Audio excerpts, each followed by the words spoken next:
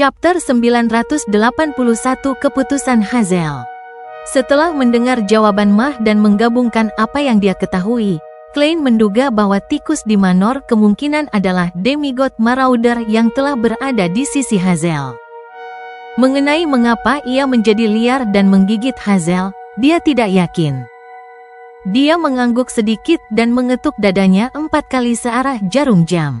Semoga Sang Dewi memberkatinya. Setelah mengucapkan itu, dia berjalan melewati tuan rumah, memasuki aula, dan menunggu untuk balai malam ini dimulai. Di sebuah kamar tidur tertentu di lantai 3, Hazel duduk di kursi malas merasa lesu, kakinya terlipat. Tangan kirinya terbalut perban tebal, tetapi tidak ada tanda-tanda darah lainnya. Ekspresinya berat, jauh dari kebiasaannya yang angkuh. Di Manor, gurunya, yang berbentuk tikus, tiba-tiba menggigitnya. Ini mengakibatkan dia terjebak dalam keadaan serupa, seluruh keberadaannya keruh dan membingungkan. Seolah-olah bukan tangannya yang digigit, tetapi hatinya. Bagi Hazel, meskipun keangkuhannya berasal dari latar belakangnya, dengan kemampuannya menyerap informasi baru yang melebihi orang biasa, penampilannya yang luar biasa. Posisi keluarganya di masyarakat atas, dan kedewasaannya dibandingkan dengan teman-temannya, perasaan-perasaan itu masih berada dalam batas normal sebelum dia mendapatkan kekuatan yang luar biasa. Tidak ada satupun dari sifat-sifat tersebut yang membuatnya merasa berbeda dari orang lain atau bahwa dia secara fundamental lebih unggul dari orang biasa. Oleh karena itu, dengan gurunya, yang mempertahankan rasa angkuh sambil menjadi representasi dari pertemuannya yang menguntungkan dan sumber kekuatannya, tiba-tiba berubah menjadi tikus sejati. Hingga tidak dapat berbicara dengan jelas dan bahkan menggigitnya tanpa alasan, itu meninggalkan dampak yang mendalam pada dirinya. Dia mulai mempertanyakan apakah kekuatan supranatural berarti menjadi luar biasa atau monster. Di tengah pikirannya, Hazel secara tidak sadar menarik rambut hitam hijau ke belakang telinganya dan merasa frustrasi dengan melodi yang berasal dari bawah. Saat itu, dia mendengar suara pintu berdecit ketika dia menoleh ragu-ragu. Masuklah seekor tikus abu-abu dengan bulu yang mengkilap. Matanya lebih dalam daripada jenisnya, mendekati merah tua. "Hazel," kata tikus itu dengan suara dalam. Hazel terkejut pada awalnya sebelum dia kembali bersemangat. Dia segera berdiri dan blur, "Guru, apa kau sudah pulih?" Begitu dia mengucapkan itu, dia melihat tikus-tikus abu-abu merayap keluar dari sudut kamar tidurnya, balkon, dan tempat tidurnya. Semua dari mereka memiliki mata merah tua tetapi hanya bisa mengeluarkan suara cekikikan. Hazel melangkah mundur dengan terkejut, membalikkan kursi malas. Tubuhnya terhuyung, hampir sampai pada titik kolaps. Dia berjuang keras untuk mendapatkan keseimbangan kembali. Saat itu, dia menyadari bahwa tikus-tikus bermata merah itu telah lenyap. Pintu telah tertutup rapat, tidak pernah terbuka. Semua yang terjadi adalah ilusi atau mimpi buruk yang berasal dari kekhawatiran di dalam dirinya. Setelah beberapa saat hening, Hazel mengatupkan bibirnya dan menghela napas. Dia duduk kembali, mengangkat tangannya ke pelipisnya. Saat dia memijat pelipisnya, dia sedikit mengernyit. Dia memiliki perasaan yang mengganggu bahwa apa yang terjadi terlalu tidak nyata. Mata coklat gelapnya melirik sedikit saat Hazel melepas kalung yang dikenakannya di leher, menggenggamnya di telapak tangannya. 7 batu hijau pada kalung itu berjarak sama satu sama lain. Di sekelilingnya tertanam berlian-berlian kecil. Saat itu, salah satu batu tersebut menyala perlahan, memancarkan cahaya hijau, memberi wajahnya kilau dan mengisi matanya dengan simbol-simbol misterius. Adegan-adegan dari sebelumnya muncul dalam pikiran gadis itu saat keadaan mimpi kaburnya perlahan-lahan menjadi jelas. Saat mengamati adegan-adegan itu, Hazel merasakan sesuatu yang tidak beres. Dia memastikan bahwa dia tidak sedang bermimpi, maupun itu ilusi singkat dari pikirannya yang melayang. Sebaliknya, dia telah terlempar ke dalam ilusi selama hampir 10 detik. Kriptolog, ini Mata coklat gelap Hazel melebar saat dia menggumamkan sebuah kata yang dipenuhi dengan ketakutan. Dia melompat berdiri dan melihat sekeliling dengan cemas, tetapi gagal menemukan apapun. Tetapi semakin dia melihat, semakin ketakutan dia. Dia tidak tahu apa yang akan dia hadapi selanjutnya, maupun mengerti apa yang diinginkan orang yang menciptakan mimpi itu. Satu-satunya hal yang dia pastikan adalah bahwa tingkat dan kekuatan pihak lain di domain supranatural jauh melebihi miliknya. Ini menghancurkan sisa-sisa kebanggaan yang dia miliki. Setelah beberapa menit, seluruh kamar tidur tetap sunyi. Melodi ceria dari bawah segera menghubungkan diri dengan langkah-langkah tarian saat ini. Hazel akhirnya menenangkan dirinya, percaya bahwa tidak ada yang akan terjadi selanjutnya. Barulah dia memiliki suasana hati atau tenaga untuk mempertimbangkan motif orang yang diam-diam melemparkan ilusi itu. Saat berbagai pikiran muncul di benaknya, Hazel tiba-tiba muncul dengan sebuah teori. Orang dari sebelumnya ada di sini untuk gurunya.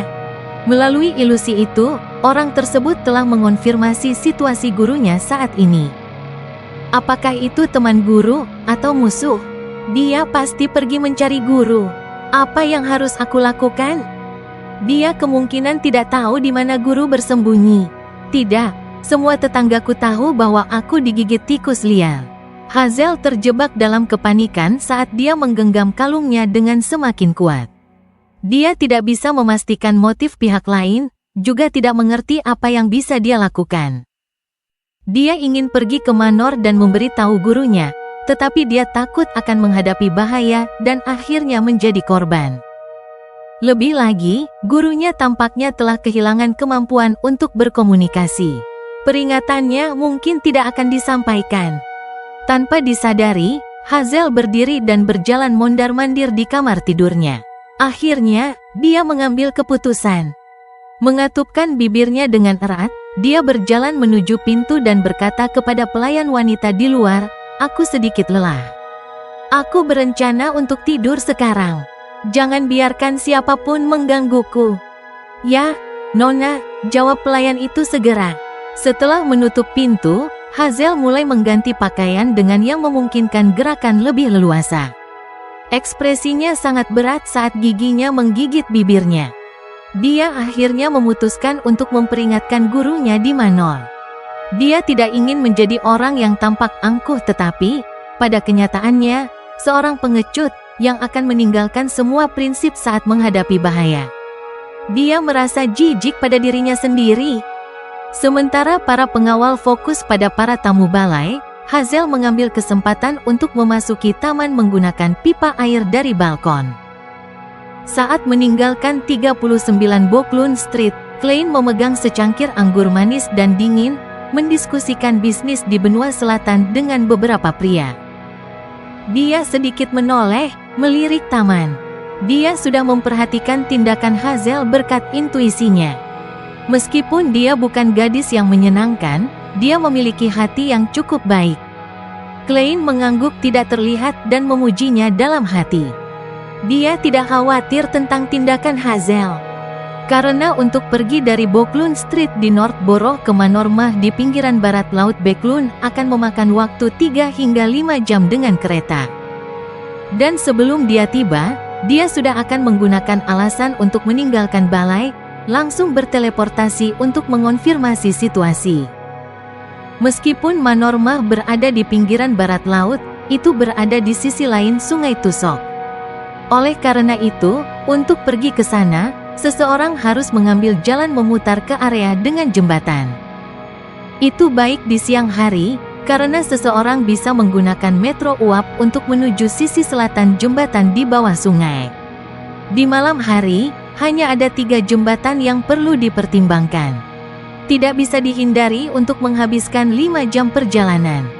Tentu saja, karena Klein telah menggunakan Tinder sebelumnya dan telah membaca informasi tentang 2-105 blood vessel thief, dia memiliki sedikit gambaran tentang kekuatan jalur Marauder. Oleh karena itu, dia curiga bahwa Hazel, yang memiliki barang tingkat lebih tinggi, dapat mencuri kemampuan terbang burung, dan menggunakan waktu singkat itu untuk menyeberangi sungai. Dengan cara ini, dia mungkin tiba dalam waktu 3 jam. Bagaimanapun, aku akan lebih cepat darinya. Klein mengalihkan pandangannya dan mulai mempertimbangkan siapa pasangan dansa berikutnya. 10 malam, Mus Manor di pinggiran barat Laut Backlund. Tempat ini awalnya milik seorang Viscount, dan telah memiliki sejarah lebih dari 100 tahun. Mah membelinya setelah pernikahannya, menghabiskan banyak uang untuk memeliharanya setiap tahun agar dapat mengundang teman-teman selama akhir pekan musim dingin untuk berlibur. Saat ini, pengelola tanah sedang mengatur agar para pelayan memeriksa setiap sudut dan mengunci semua jendela dan pintu. Ini adalah prosedur yang diperlukan sebelum mereka tidur setiap malam. Beberapa pelayan berjalan keluar dari ruang penyimpanan anggur secara berkelompok, menuju dapur untuk memastikan bahwa semua api telah dipadamkan. Begitu mereka tiba, mereka mendengar suara cekikikan saat mereka melihat ke arah sana, hanya untuk menemukan seekor tikus abu-abu keputihan menggerogoti kaki meja. Tikus ini tampaknya merasakan tatapan mereka, tetapi tidak melarikan diri. Sebaliknya, ia menoleh dan menatap mereka dengan mata merahnya yang sedikit. Sementara itu, terdengar lebih banyak suara cekikikan saat tikus-tikus bermata merah berlari keluar dari balok atap, lemari penyimpanan, dan berbagai barang campuran. Bahkan muncul di samping perapian yang memiliki air mendidih di atasnya. Para pelayan hampir berteriak ketakutan. Sebagai anggota kelas paling bawah dalam masyarakat, mereka tidak asing dengan tikus. Mereka bahkan telah membunuh cukup banyak. Namun, ini adalah pertama kalinya mereka menghadapi begitu banyak sekaligus. Mereka tidak bisa tidak merasakan pukulan berat terhadap indera mereka. Kita perlu memanggil Guet dan yang lainnya untuk menangani ini. Seorang pelayan meninggalkan dapur dan menyarankan dengan ketakutan. Pelayan lainnya segera mengangguk. Nona Hazel digigit oleh tikus liar.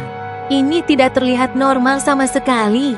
Saat mereka berbicara, mereka mundur dengan jarak yang cukup jauh, menjauh dari dapur. Saat itu, sosok cepat muncul di atas meja. Dia mengenakan kemeja putih dan rompi hitam di bawah jas formal berwarna gelap.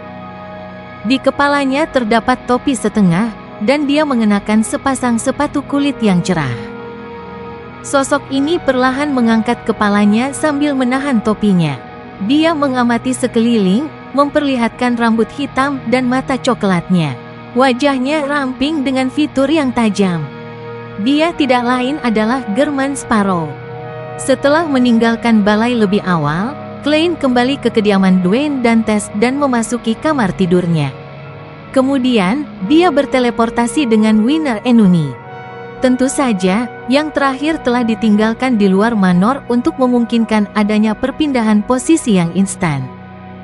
Tikus-tikus itu terpantul di matanya saat Klein mengenakan sarung tangan kulit manusia di tangan kirinya, mengarahkan pandangannya ke arah kebun bunga di manor. Hampir bersamaan, tikus-tikus di dapur bergerak, namun gerakan mereka menjadi lambat. Namun, mereka segera kembali normal. Mereka telah menjadi boneka dari Bizarro Sorcerer. Dan Klein dapat mengendalikan sebanyak 50 boneka, jumlah yang akan meningkat setelah dia selesai mencerna ramuan.